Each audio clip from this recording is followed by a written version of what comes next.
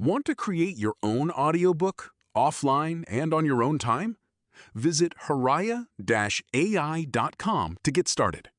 Now this is The Prophet by Kahlil Gibran. The Prophet by Kahlil Gibran, The Coming of the Ship. Al-Mustafa, the chosen and the beloved, who was a dawn unto his own day, had waited 12 years in the city of Orphalese for his ship that was to return and bear him back to the isle of his birth. And in the 12th year, on the 7th day of Elul, the month of reaping, he climbed the hill without the city walls and looked seaward, and he beheld his ship coming with the mist. Then the gates of his heart were flung open, and his joy flew far over the sea. And he closed his eyes and prayed in the silences of his soul. But as he descended the hill, a sadness came upon him, and he thought in his heart, "How shall I go in peace and without sorrow?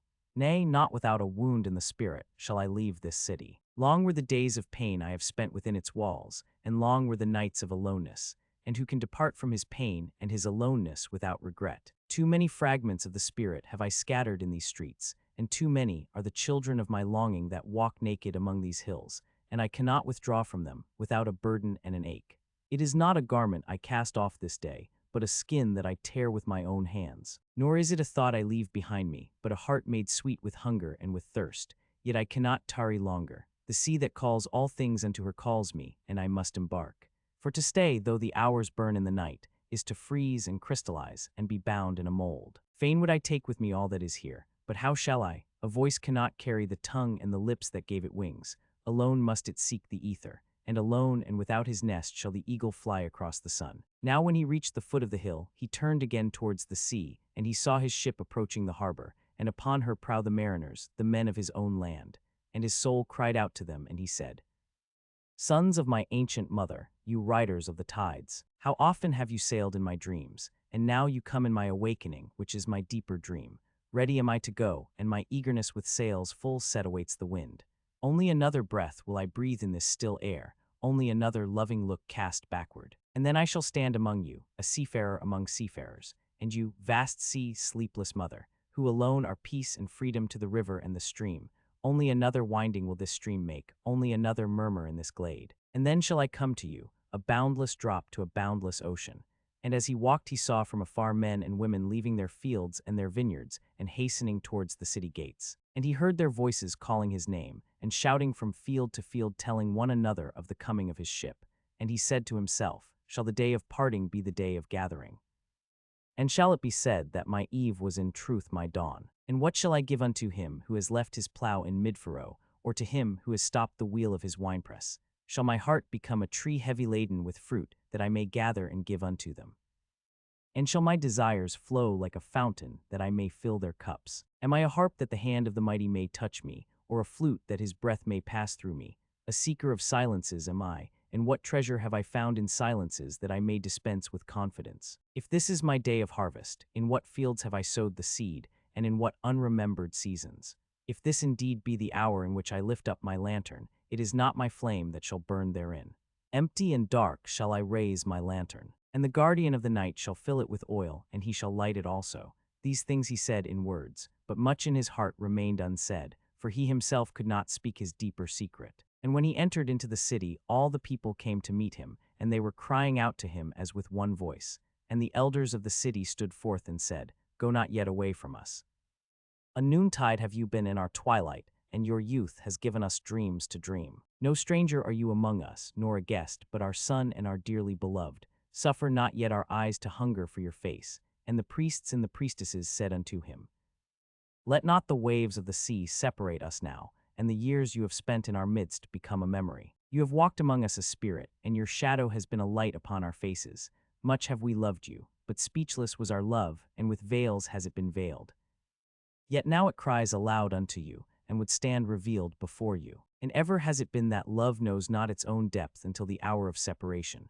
And others came also and entreated him, but he answered them not, he only bent his head. And those who stood near saw his tears falling upon his breast. And he and the people proceeded towards the great square before the temple.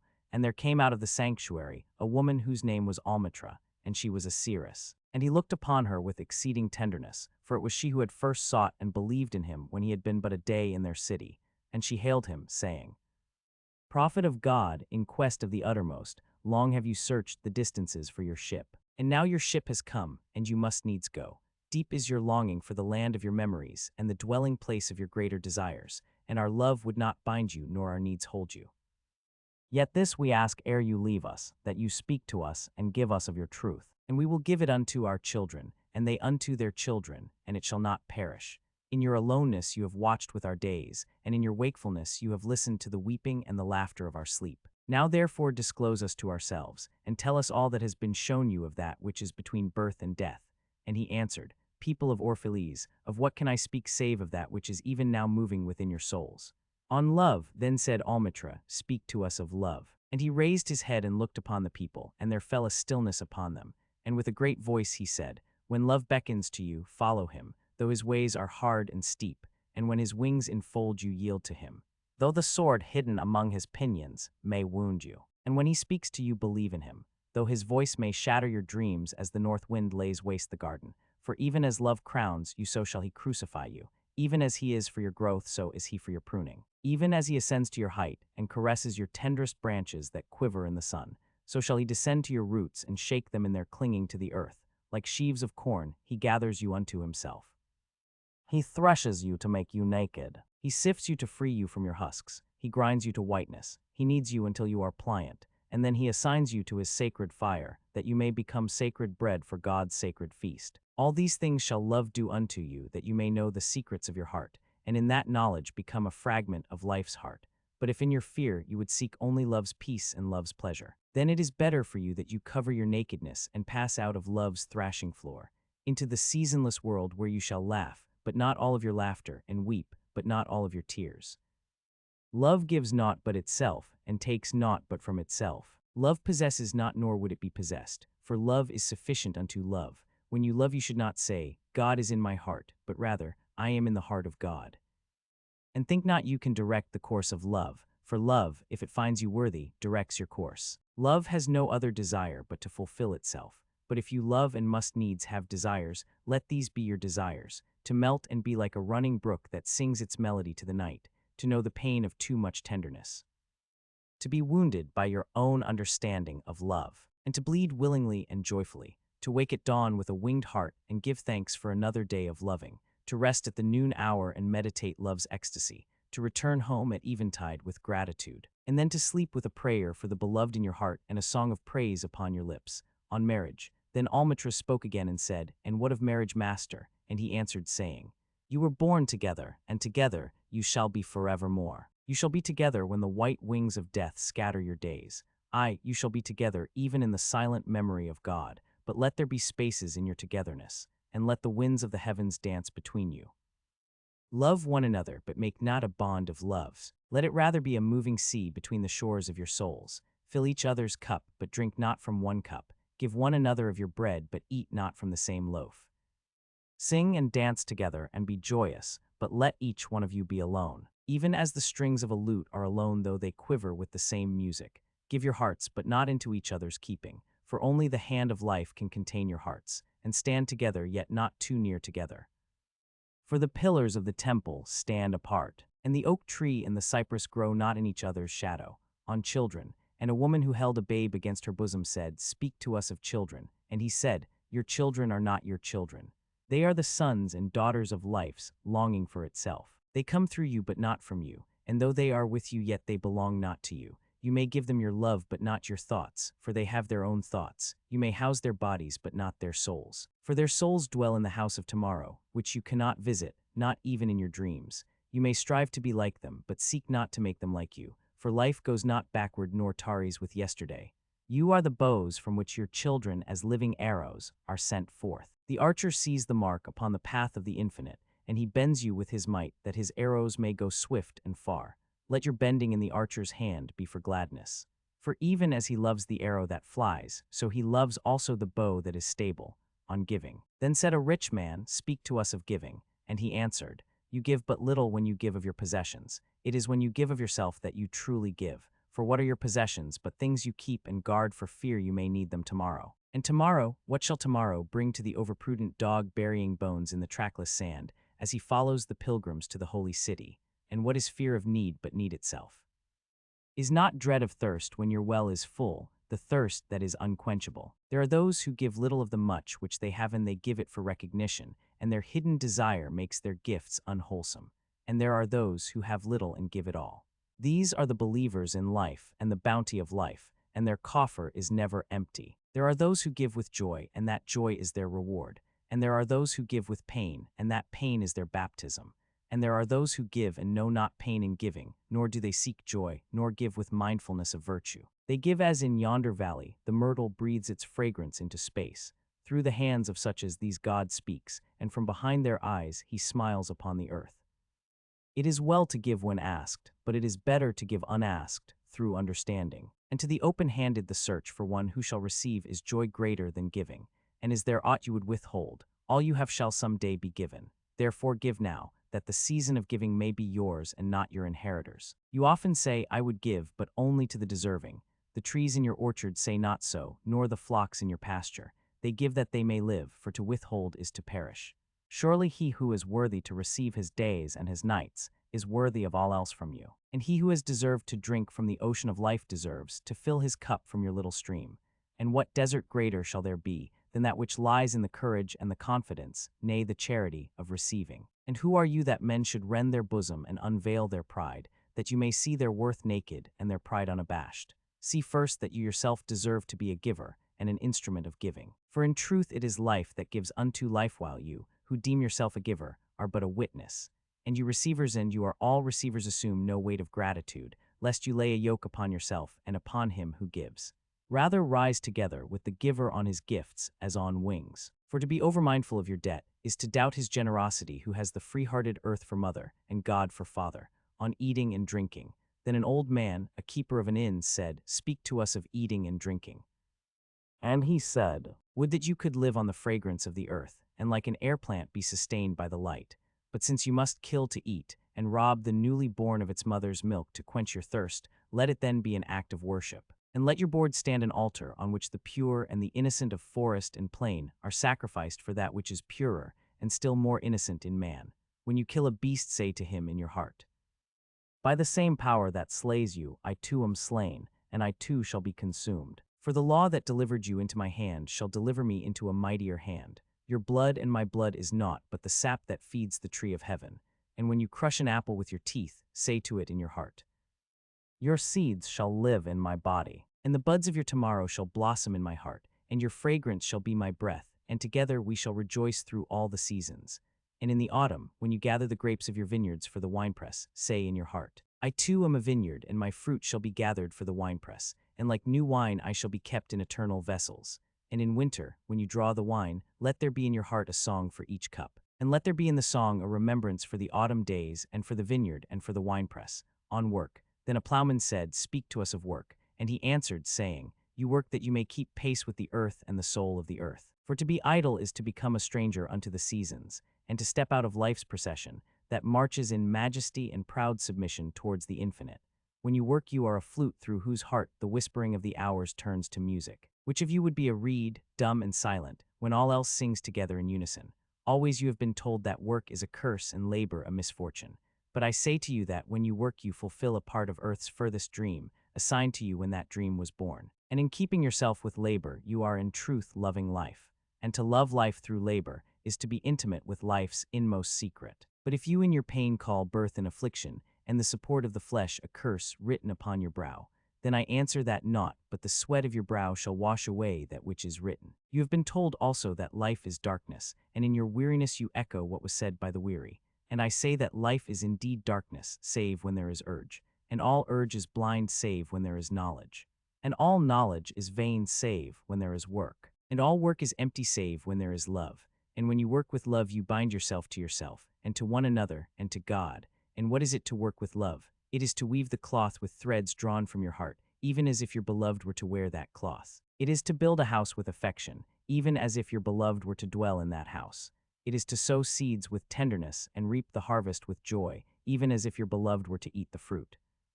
It is to charge all things you fashion with a breath of your own spirit, and to know that all the blessed dead are standing about you and watching. Often have I heard you say, as if speaking in sleep, He who works in marble, and finds the shape of his own soul in the stone, is nobler than he who plows the soil. And he who seizes the rainbow to lay it on a cloth in the likeness of man is more than he who makes the sandals for our feet.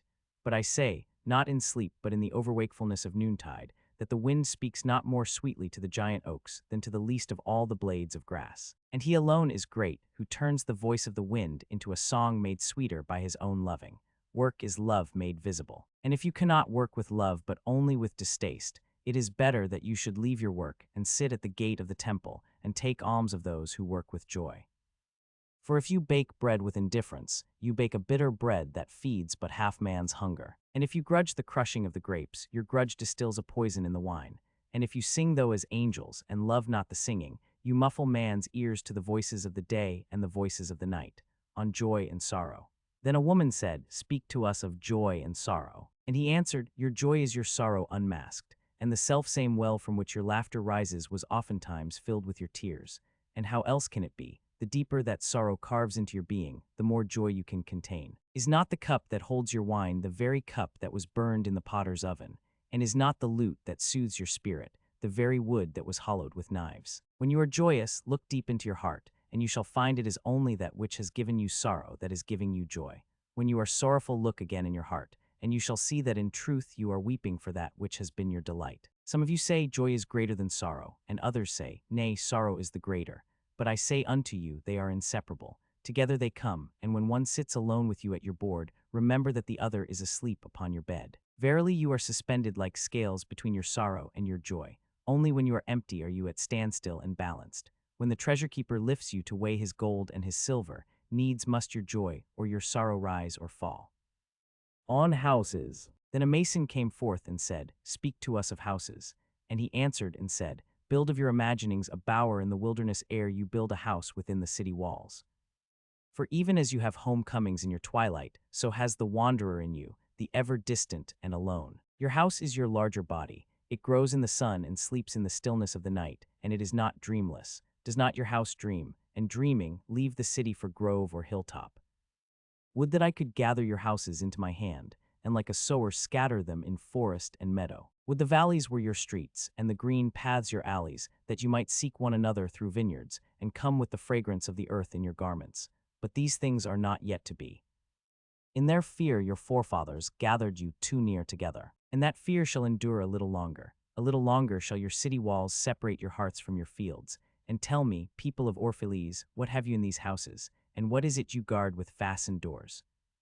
Have you peace, the quiet urge that reveals your power? Have you remembrances, the glimmering arches that span the summits of the mind? Have you beauty, that leads the heart from things fashioned of wood and stone to the holy mountain? Tell me, have you these in your houses? Or have you only comfort, and the lust for comfort, that stealthy thing that enters the house a guest, and then becomes a host and then a master? Aye, and it becomes a tamer, and with hook and scourge makes puppets of your larger desires.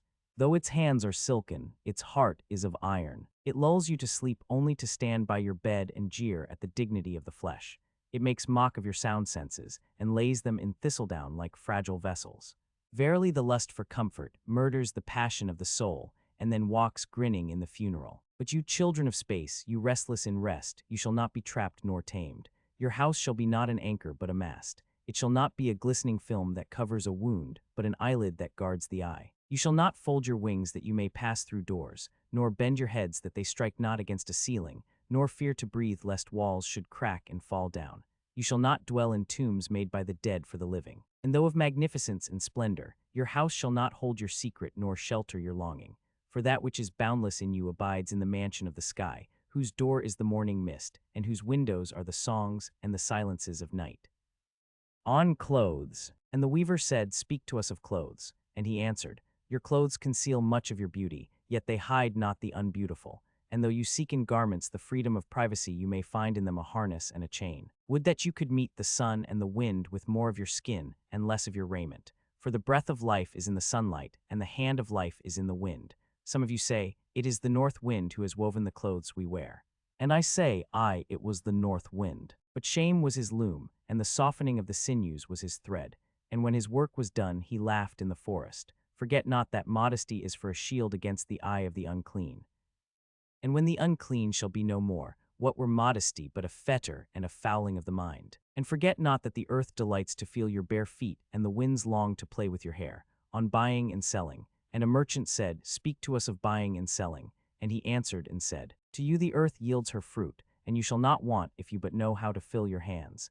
It is in exchanging the gifts of the earth that you shall find abundance and be satisfied. Yet unless the exchange be in love and kindly justice, it will but lead some to greed and others to hunger. When in the marketplace you toilers of the sea and fields and vineyards meet the weavers and the potters and the gatherers of spices, invoke then the master spirit of the earth to come into your midst and sanctify the scales and the reckoning that weighs value against value. And suffer not the barren-handed to take part in your transactions, who would sell their words for your labor. To such men you should say, Come with us to the field, or go with our brothers to the sea and cast your net. For the land and the sea shall be bountiful to you, even as to us. And if there come the singers and the dancers and the flute players by of their gifts also, for they too are gatherers of fruit and frankincense, and that which they bring, though fashioned of dreams, is raiment and food for your soul. And before you leave the marketplace, see that no one has gone his way with empty hands, for the master spirit of the earth shall not sleep peacefully upon the wind till the needs of the least of you are satisfied, on crime and punishment. Then one of the judges of the city stood forth and said, Speak to us of crime and punishment. And he answered, saying, It is when your spirit goes wandering upon the wind, that you, alone and unguarded, commit a wrong unto others and therefore unto yourself. And for that wrong committed must you knock and wait a while unheeded at the gate of the blessed. Like the ocean is your God's self, it remains forever undefiled, and like the ether it lifts but the winged, even like the sun is your God's self. It knows not the ways of the mole, nor seeks it the holes of the serpent. But your God self dwells not alone in your being. Much in you is still man, and much in you is not yet man, but a shapeless pygmy that walks asleep in the mist, searching for its own awakening. And of the man in you would I now speak, for it is he and not your God self, nor the pygmy in the mist, that knows crime and the punishment of crime. Oftentimes have I heard you speak of one who commits a wrong as though he were not one of you, but a stranger unto you and an intruder upon your world. But I say that even as the holy and the righteous cannot rise beyond the highest which is in each one of you, so the wicked and the weak cannot fall lower than the lowest which is in you also.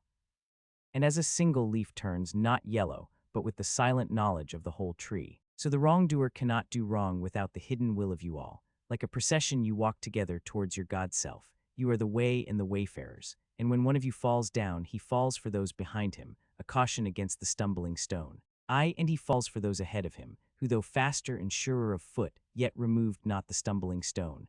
And this also, though the word lie heavy upon your hearts, the murdered is not unaccountable for his own murder. And the robbed is not blameless in being robbed. The righteous is not innocent of the deeds of the wicked, and the white-handed is not clean in the doings of the felon. Yea, the guilty is oftentimes the victim of the injured, and still more often the condemned is the burden-bearer for the guiltless and unblamed. You cannot separate the just from the unjust and the good from the wicked, for they stand together before the face of the sun, even as the black thread and the white are woven together. And when the black thread breaks, the weaver shall look into the whole cloth, and he shall examine the loom also. If any of you would bring to judgment the unfaithful wife, let him also weigh the heart of her husband in scales, and measure his soul with measurements. And let him who would lash the offender look unto the spirit of the offended. And if any of you would punish in the name of righteousness, and lay the axe unto the evil tree, let him see to its roots.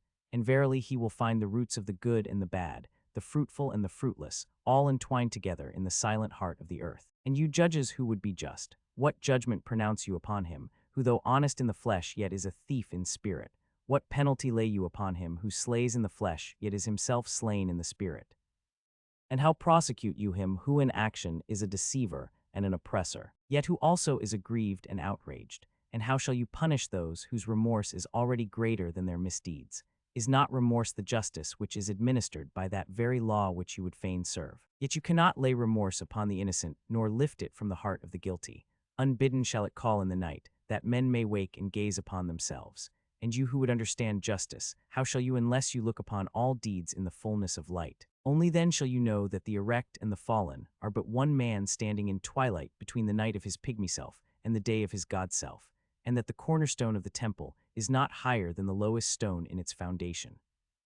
On laws. Then a lawyer said, But what of our laws, master? And he answered, You delight in laying down laws, yet you delight more in breaking them. like children playing by the ocean who build sand towers with constancy and then destroy them with laughter. But while you build your sand towers, the ocean brings more sand to the shore, and when you destroy them, the ocean laughs with you. Verily, the ocean laughs always with the innocent. But what of those to whom life is not an ocean, and man-made laws are not sand towers, but to whom life is a rock, and the law a chisel with which they would carve it in their own likeness? What of the cripple who hates dancers? What of the ox who loves his yoke and deems the elk and deer of the forest stray and vagrant things? What of the old serpent who cannot shed his skin, and calls all others naked and shameless? And of him who comes early to the wedding feast, and when overfed and tired, goes his way, saying that all feasts are violation, and all feasters lawbreakers? What shall I say of these save that they too stand in the sunlight, but with their backs to the sun? They see only their shadows, and their shadows are their laws. And what is the sun to them but a caster of shadows? And what is it to acknowledge the laws but to stoop down and trace their shadows upon the earth? But you who walk facing the sun, what images drawn on the earth can hold you? You who travel with the wind, what weather vane shall direct your course? What man's law shall bind you if you break your yoke, but upon no man's prison door? What laws shall you fear if you dance, but stumble against no man's iron chains? And who is he that shall bring you to judgment if you tear off your garment, yet leave it in no man's path? People of Orphalese, you can muffle the drum, and you can loosen the strings of the lyre, but who shall command the skylark not to sing? On freedom. And an orator said, "Speak to us of freedom." And he answered, "At the city gate and by your fireside I have seen you prostrate yourself and worship your own freedom, even as slaves humble themselves before a tyrant and praise him though he slays them. I, in the grove of the temple, and in the shadow of the citadel, I have seen the freest among you wear their freedom as a yoke and a handcuff. And my heart bled within me, for you can only be free when even the desire of seeking freedom becomes a harness to you, and when you cease to speak of freedom as a goal and a fulfillment. You shall be free indeed when your days are not without a care, nor your nights without a want and a grief, but rather when these things girdle your life, and yet you rise above them naked and unbound. And how shall you rise beyond your days and nights, unless you break the chains which you at the dawn of your understanding have fastened around your noon hour? In truth, that which you call freedom is the strongest of these chains, though its links glitter in the sun and dazzle your eyes. And what is it but fragments of your own self you would discard that you may become free? If it is an unjust law you would abolish, that law was written with your own hand upon your own forehead. You cannot erase it by burning your law books nor by washing the foreheads of your judges, though you pour the sea upon them. And if it is a despot you would dethrone, see first that his throne erected within you is destroyed. For how can a tyrant rule the free and the proud, but for a tyranny in their own freedom and a shame in their own pride? And if it is a care you would cast off, that cart has been chosen by you rather than imposed upon you.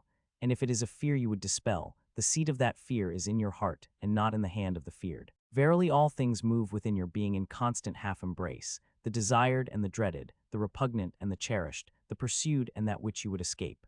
These things move within you as lights and shadows in pairs that cling. And when the shadow fades and is no more, the light that lingers becomes a shadow to another light. And thus your freedom, when it loses its fetters, becomes itself the fetter of a greater freedom, on reason and passion. And the priestess spoke again and said, "Speak to us of reason and passion." And he answered, saying, "Your soul is oftentimes a battlefield, upon which your reason and your judgment wage war against your passion and your appetite. Would that I could be the peacemaker in your soul, that I might turn the discord and the rivalry of your elements into oneness and melody. But how shall I, unless you yourselves be also the peacemakers, nay, the lovers of all your elements? Your reason and your passion are the rudder and the sails of your seafaring soul. If either your sails or your rudder be broken, you can but toss and drift, or else be held at a standstill in mid-seas. For reason, ruling alone, is a force confining, and passion, unattended, is a flame that burns to its own destruction. Therefore let your soul exalt your reason to the height of passion, that it may sing, and let it direct your passion with reason, that your passion may live through its own daily resurrection, and like the phoenix rise above its own ashes. I would have you consider your judgment, and your appetite even as you would two loved guests in your house. Surely you would not honor one guest above the other, for he who is more mindful of one loses the love and the faith of both. Among the hills, when you sit in the cool shade of the white poplars, sharing the peace and serenity of distant fields and meadows, then let your heart say in silence, God rests in reason. And when the storm comes, and the mighty wind shakes the forest, and thunder and lightning proclaim the majesty of the sky, then let your heart say in awe, God moves in passion. And since you are a breath in God's sphere, and a leaf in God's forest, you too should rest in reason and move in passion, on pain. And a woman spoke, saying, Tell us of pain. And he said, Your pain is the breaking of the shell that encloses your understanding. Even as the stone of the fruit must break, that its heart may stand in the sun, so must you know pain. And could you keep your heart in wonder at the daily miracles of your life, your pain would not seem less wondrous than your joy. And you would accept the seasons of your heart, even as you have always accepted the seasons that pass over your fields.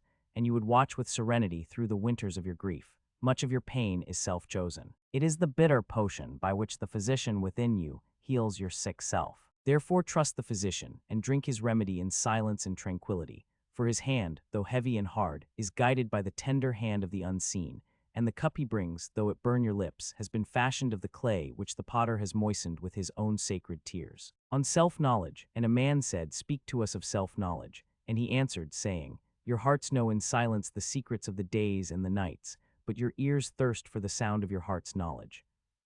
You would know in words that which you have always known in thought. You would touch with your fingers the naked body of your dreams, and it is well you should. The hidden wellspring of your soul must needs rise and run murmuring to the sea, and the treasure of your infinite depths would be revealed to your eyes. But let there be no scales to weigh your unknown treasure, and seek not the depths of your knowledge with staff or sounding line, for self is a sea boundless and measureless. Say not, I have found the truth, but rather, I have found a truth. Say not, I have found the path of the soul. Say rather, I have met the soul walking upon my path, for the soul walks upon all paths. The soul walks not upon a line, neither does it grow like a reed. The soul unfolds itself like a lotus of countless petals, on teaching. Then said a teacher, "Speak to us of teaching." And he said, "No man can reveal to you aught but that which already lies half asleep in the dawning of your knowledge.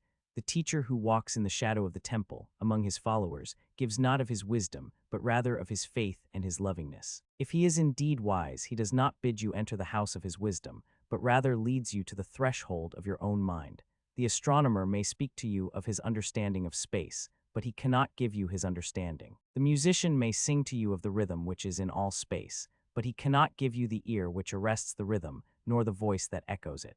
And he who is versed in the science of numbers can tell of the regions of weight and measure, but he cannot conduct you thither. For the vision of one man lends not its wings to another man, and even as each one of you stands alone in God's knowledge, so must each one of you be alone in his knowledge of God and in his understanding of the earth, on friendship. And a youth said, "Speak to us of friendship." And he answered, saying, "Your friend is your needs answered. He is your field which you sow with love and reap with thanksgiving, and he is your board and your fireside. For you come to him with your hunger, and you seek him for peace. When your friend speaks his mind, you fear not the nay in your own mind, nor do you withhold the I. And when he is silent, your heart ceases not to listen to his heart. For without words in friendship, all thoughts, all desires, all expectations are born and shared, with joy that is unacclaimed. When you part from your friend, you grieve not. For that which you love most in him may be clearer in his absence, as the mountain to the climber is clearer from the plain. And let there be no purpose in friendship save the deepening of the spirit. For love that seeks aught but the disclosure of its own mystery is not love, but a net cast forth, and only the unprofitable is caught, and let your best be for your friend. If he must know the ebb of your tide, let him know its flood also. For what is your friend that you should seek him with hours to kill? Seek him always with hours to live, for it is his to fill your need, but not your emptiness. And in the sweetness of friendship let there be laughter and sharing of pleasures. For in the dew of little things the heart finds its morning and is refreshed, on talking. And then a scholar said, "Speak of talking." And he answered, saying, "You talk when you cease to be at peace with your thoughts. And when you can no longer dwell in the solitude of your heart, you live in your lips, and sound is a diversion and a pastime. And in much of your talking, thinking is half murdered. For thought is a bird of space, that in a cage of words may indeed unfold its wings, but cannot fly. There are those among you who seek the talkative through fear of being alone. The silence of aloneness reveals to their eyes their naked selves, and they would escape. And there are those who talk, and without knowledge or forethought, reveal a truth which they themselves do not understand. And there are those who have the truth within them, but they tell it not in words. In the bosom of such as these, the spirit dwells in rhythmic silence. When you meet your friend on the roadside or in the marketplace, let the spirit in you move your lips and direct your tongue. Let the voice within your voice speak to the ear of his ear, for his soul will keep the truth of your heart as the taste of the wine is remembered, when the color is forgotten and the vessel is no more, on time. And an astronomer said, "Master, what of time?" And he answered, "You would measure time, the measureless and the immeasurable. You would adjust your conduct and even direct the course of your spirit according to hours and seasons. Of time you would make a stream upon whose bank you would sit and watch its flowing. Yet the timeless in you is aware of life's timelessness, and knows that yesterday is but today's memory and tomorrow is today's dream, and that which sings and contemplates in you is still dwelling within the bounds of that first moment which scattered the stars into space. Who among you does not feel that his power to love is boundless, and yet who does not feel that very love, though boundless, encompassed within the center of his being, and moving not from love thought to love thought, nor from love deeds to other love deeds? And is not time even as love is, undivided and paceless? But if in your thought you must measure time into seasons, let each season encircle all the other seasons, and let today embrace the past with remembrance and the future with longing. On good and evil. And one of the elders of the city said, Speak to us of good and evil. And he answered, Of the good in you I can speak, but not of the evil. For what is evil but good tortured by its own hunger and thirst? Verily, when good is hungry, it seeks food even in dark caves, and when it thirsts, it drinks even of dead waters. You are good when you are one with yourself, yet when you are not one with yourself, you are not evil. For a divided house is not a den of thieves, it is only a divided house. And a ship without rudder may wander aimlessly among perilous isles, yet sink not to the bottom. You are good when you strive to give of yourself, yet you are not evil when you seek gain for yourself. For when you strive for gain, you are but a root that clings to the earth and sucks at her breast. Cannot say to the root, Be like me, ripe and full and ever giving of your abundance. For to the fruit giving is a need, as receiving is a need to the root. You are good when you are fully awake in your speech. Yet you are not evil when you sleep, while your tongue staggers without purpose, and even stumbling speech may strengthen a weak tongue. You are good when you walk to your goal firmly and with bold steps. Yet you are not evil when you go thither limping. Even those who limp go not backward. But you who are strong and swift, see that you do not limp before the lame, deeming it kindness. You are good in countless ways, and you are not evil when you are not good. You are only loitering and sluggard. Pity that the stags cannot teach swiftness to the turtles. In your longing for your giant self lies your goodness, and that longing is in all of you. But in some of you that longing is a torrent rushing with might to the sea, carrying the secrets of the hillsides and the songs of the forest. And in others it is a flat stream that loses itself in angles and bends and lingers before it reaches the shore. But let not him who longs much say to him who longs little, Wherefore are you slow and halting? For the truly good ask not the naked, Where is your garment? Nor the houseless, What has befallen your house? On prayer. Then a priestess said, Speak to us of prayer. And he answered, saying, You pray in your distress and in your need. Would that you might pray also in the fullness of your joy and in your days of abundance. For what is prayer but the expansion of yourself into the living ether? And if it is for your comfort to pour your darkness into space, it is also for your delight to pour forth the dawning of your heart. And if you cannot but weep when your soul summons you to prayer, she should spur you again and yet again, though weeping, until you shall come laughing. When you pray, you rise to meet in the air those who are praying at that very hour, and whom save in prayer you may not meet. Therefore let your visit to that temple invisible be for naught but ecstasy and sweet communion. For if you should enter the temple for no other purpose than asking, you shall not receive. And if you should enter into it to humble yourself, you shall not be lifted. Or even if you should enter into it to beg for the good of others, you shall not be heard. It is enough that you enter the temple invisible. I cannot teach you how to pray in words. God listens not to your words save when he himself utters them through your lips. And I cannot teach you the prayer of the seas and the forests and the mountains, but you who are born of the mountains and the forests and the seas can find their prayer in your heart. And if you but listen in the stillness of the night, you shall hear them saying in silence, Our God who art our winged self, it is thy will in us that willeth, it is thy desire in us that desireth, it is thy urge in us that would turn our nights, which are thine, into days which are thine also. We cannot ask thee for aught, for thou knowest our needs before they are born in us. Thou art our need, and in giving us more of thyself thou givest us all, on pleasure. Then a hermit who visited the city once a year came forth and said, Speak to us of pleasure. And he answered, saying, Pleasure is a freedom song. But it is not freedom, it is the blossoming of your desires. But it is not their fruit, it is a depth calling unto a height, but it is not the deep nor the high. It is the cage taking wing, but it is not space encompassed. Aye, in very truth, pleasure is a freedom song. And I fain would have you sing it with fullness of heart, yet I would not have you lose your hearts in the singing. Some of your youth seek pleasure as if it were all, and they are judged and rebuked. I would not judge nor rebuke them.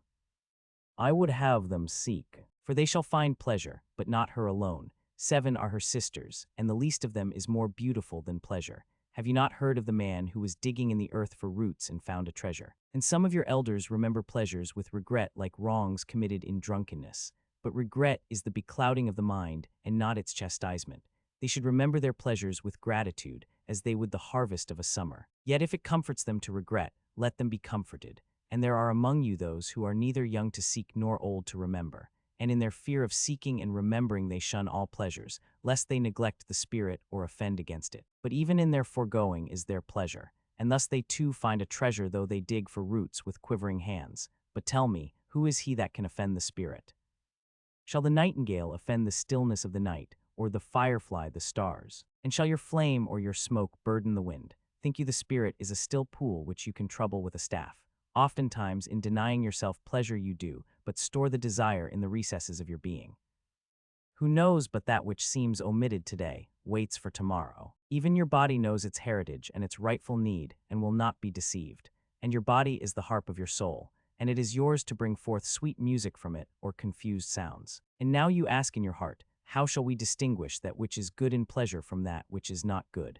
Go to your fields and your gardens, and you shall learn that it is the pleasure of the bee to gather honey of the flower. But it is also the pleasure of the flower to yield its honey to the bee. For to the bee a flower is a fountain of life, and to the flower a bee is a messenger of love. And to both, bee and flower, the giving and the receiving of pleasure is a need and an ecstasy. People of Orphalese, be in your pleasures like the flowers and the bees, on beauty. And a poet said, speak to us of beauty. And he answered, where shall you seek beauty, and how shall you find her unless she herself be your way and your guide? And how shall you speak of her except she be the weaver of your speech? The aggrieved and the injured say, beauty is kind and gentle. Like a young mother half shy of her own glory she walks among us.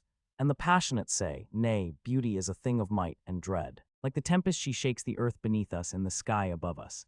The tired and the weary say, beauty is of soft whisperings. She speaks in our spirit. Her voice yields to our silences like a faint light that quivers in fear of the shadow. But the restless say, we have heard her shouting among the mountains, and with her cries came the sound of hoofs, and the beating of wings and the roaring of lions.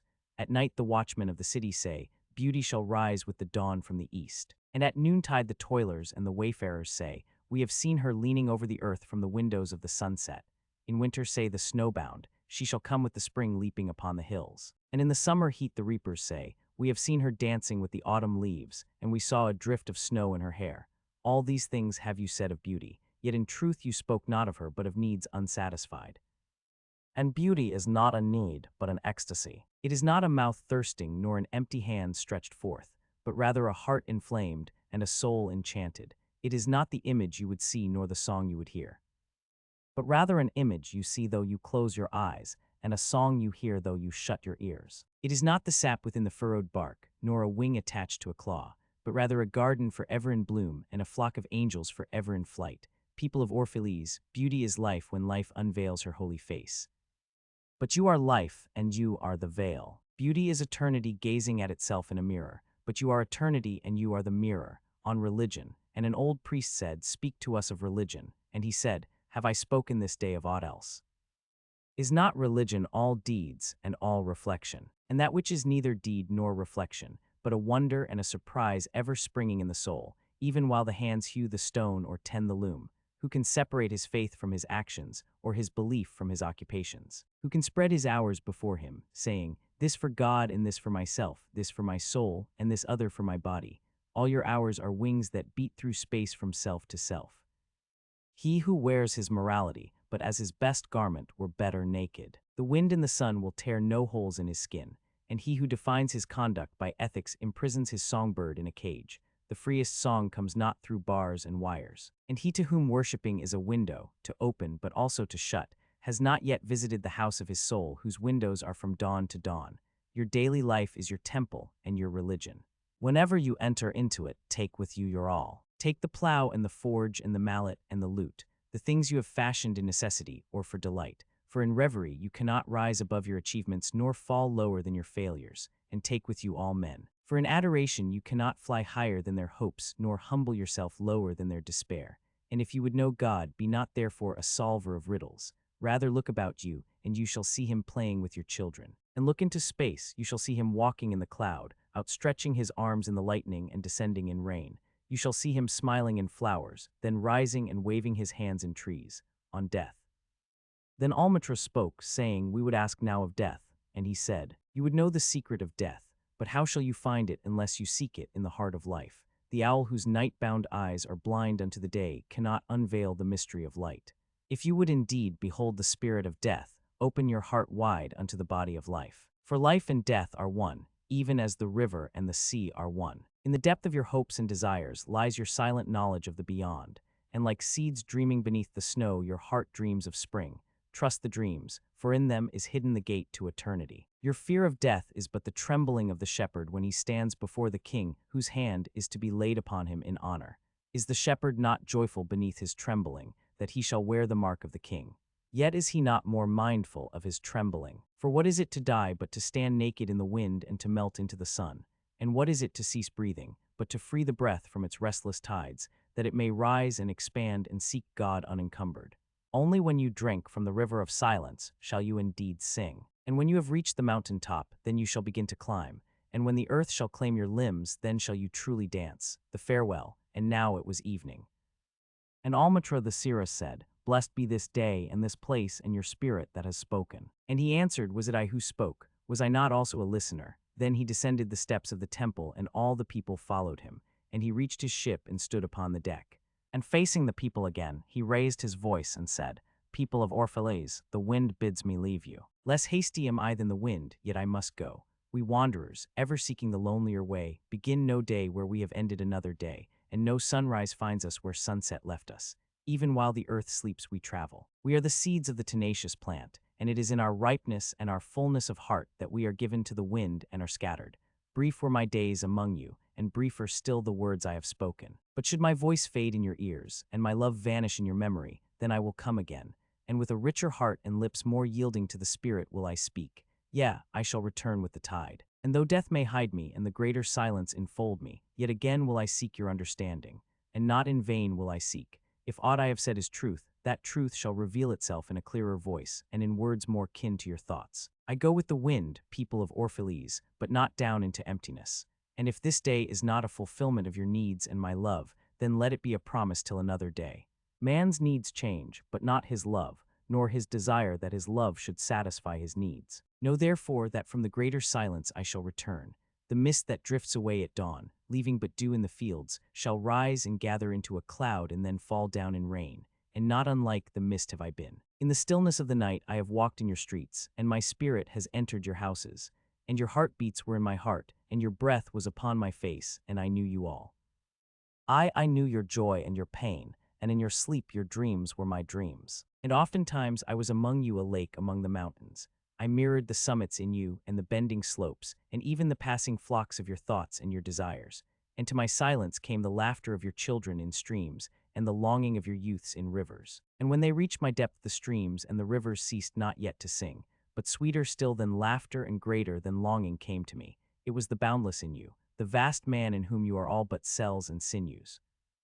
He in whose chant all your singing is but a soundless throbbing. It is in the vast man that you are vast, and in beholding him that I beheld you and loved you. For what distances can love reach that are not in that vast sphere? What visions, what expectations, and what presumptions can outsoar that flight? Like a giant oak tree covered with apple blossoms is the vast man in you. His might binds you to the earth, his fragrance lifts you into space, and in his durability you are deathless. You have been told that, even like a chain, you are as weak as your weakest link. This is but half the truth. You are also as strong as your strongest link. To measure you by your smallest deed is to reckon the power of ocean by the frailty of its foam. To judge you by your failures is to cast blame upon the seasons for their inconstancy.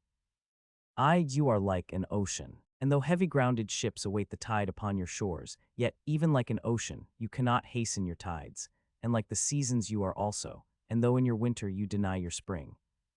Yet spring, reposing within you, smiles in her drowsiness, and is not offended. Think not I say these things in order that you may say the one to the other, he praised us well, he saw but the good in us. I only speak to you in words of that which you yourselves know in thought. And what is word knowledge, but a shadow of wordless knowledge? Your thoughts and my words are waves from a sealed memory that keeps records of our yesterdays, and of the ancient days when the earth knew not us nor herself, and of nights when earth was upwrought with confusion. Wise men have come to you to give you of their wisdom. I came to take of your wisdom, And behold, I have found that which is greater than wisdom. It is a flame spirit in you ever gathering more of itself, while you, heedless of its expansion, bewail the withering of your days. It is life in quest of life, in bodies that fear the grave. There are no graves here. These mountains and plains are a cradle and a stepping stone. Whenever you pass by the field where you have laid your ancestors, look well thereupon, and you shall see yourselves and your children dancing hand in hand. Verily you often make merry without knowing. Others have come to you to whom for golden promises made unto your faith you have given but riches and power and glory. Less than a promise have I given, and yet more generous have you been to me.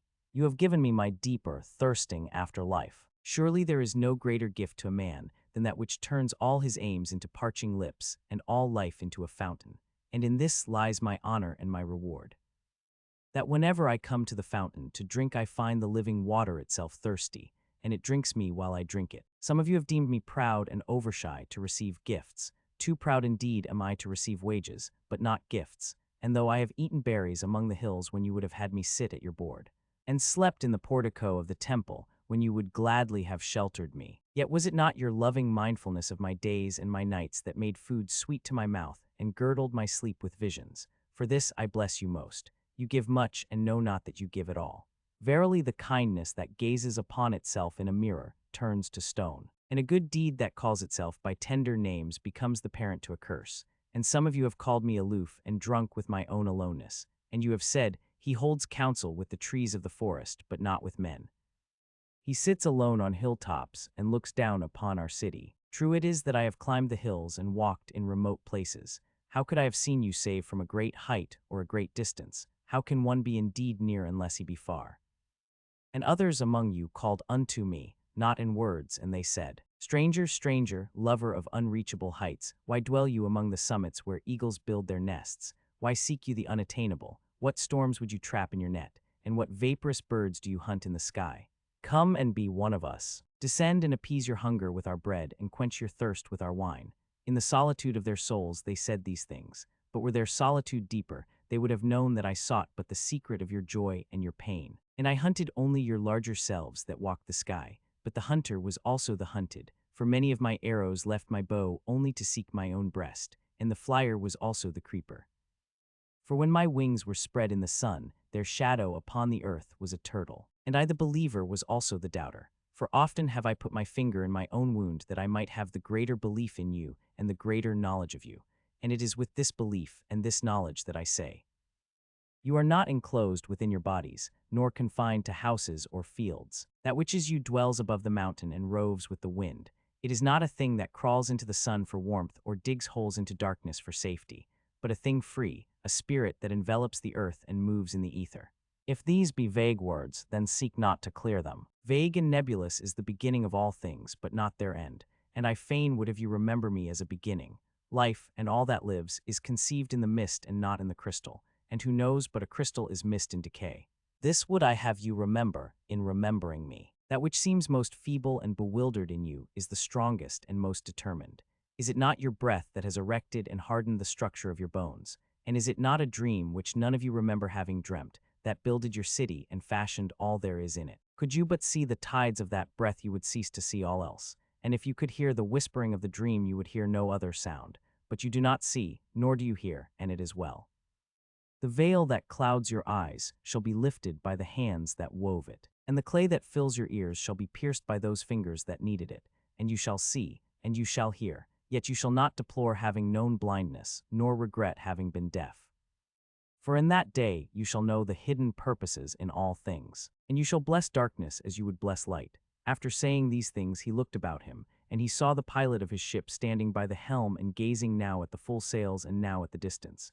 And he said, Patient over patient is the captain of my ship. The wind blows and restless are the sails. Even the rudder begs direction. Yet quietly my captain awaits my silence. And these my mariners, who have heard the choir of the greater sea, they too have heard me patiently. Now they shall wait no longer. I am ready. The stream has reached the sea, and once more the great mother holds her son against her breast. Fare you well, people of Orphalese. This day has ended. It is closing upon us even as the water lily upon its own tomorrow. What was given us here we shall keep. And if it suffices not, then again must we come together and together stretch our hands unto the giver. Forget not that I shall come back to you. A little while, and my longing shall gather dust and foam for another body. A little while, a moment of rest upon the wind, and another woman shall bear me. Farewell to you and the youth I have spent with you. It was but yesterday we met in a dream. You have sung to me in my aloneness, and I of your longings have built a tower in the sky. But now our sleep has fled and our dream is over, and it is no longer dawn. The noontide is upon us and our half-waking has turned to fuller day, and we must part. If in the twilight of memory we should meet once more, we shall speak again together, and you shall sing to me a deeper song. And if our hands should meet in another dream, we shall build another tower in the sky. So saying, he made a signal to the seamen, and straightway they weighed anchor and cast the ship loose from its moorings, and they moved eastward. And a cry came from the people as from a single heart, and it rose into the dusk and was carried out over the sea like a great trumpeting. Only Almitra was silent, gazing after the ship until it had vanished into the mist. And when all the people were dispersed, she still stood alone upon the seawall, remembering in her heart his saying, "A little while, a moment of rest upon the wind, and another woman shall bear me."